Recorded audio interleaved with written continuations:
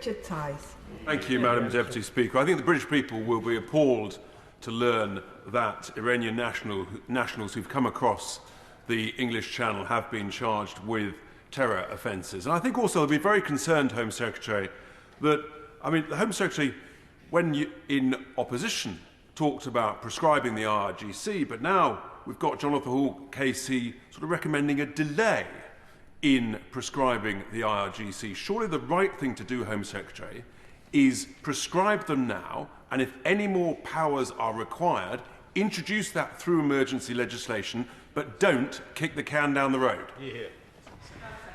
Well, border security is national security. That is the approach that this government is taking, and we will continue to strengthen border security, including introducing counter-terrorism powers.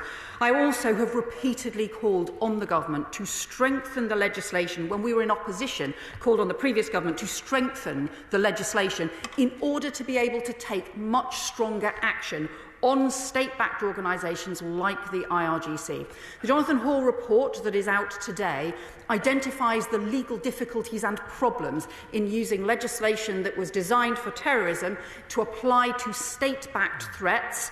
It's important that any legislation we apply is actually effective and doesn't unravel.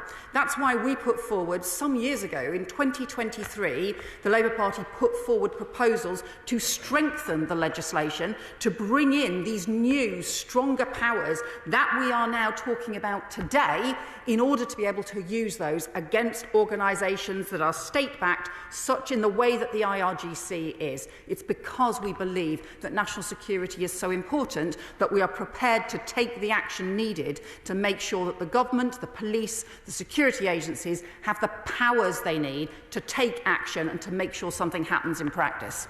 Yeah. Emma Foodie. Madam Deputy Speaker, and I thank the Home Secretary.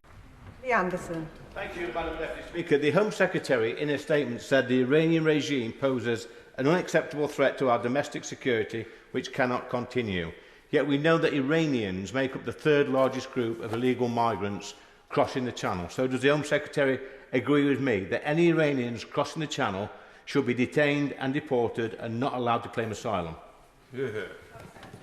Well, I would say to the honourable member that I think the system that we inherited from the previous government, including a government that he was at different times a part of, was not strong enough, and that border security needs to be treated as a national security issue. It hasn't been for far too long. That's why we're introducing counter-terrorism style powers as part of our border security response. I'm really sorry that he and his party chose to vote against those counter-terrorism powers repeatedly, because we do need those counter-terrorism powers introduced.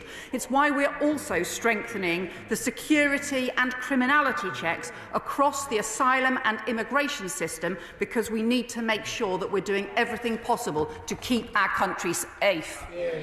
David Pinto-Tuchinski. Thank you, Madam.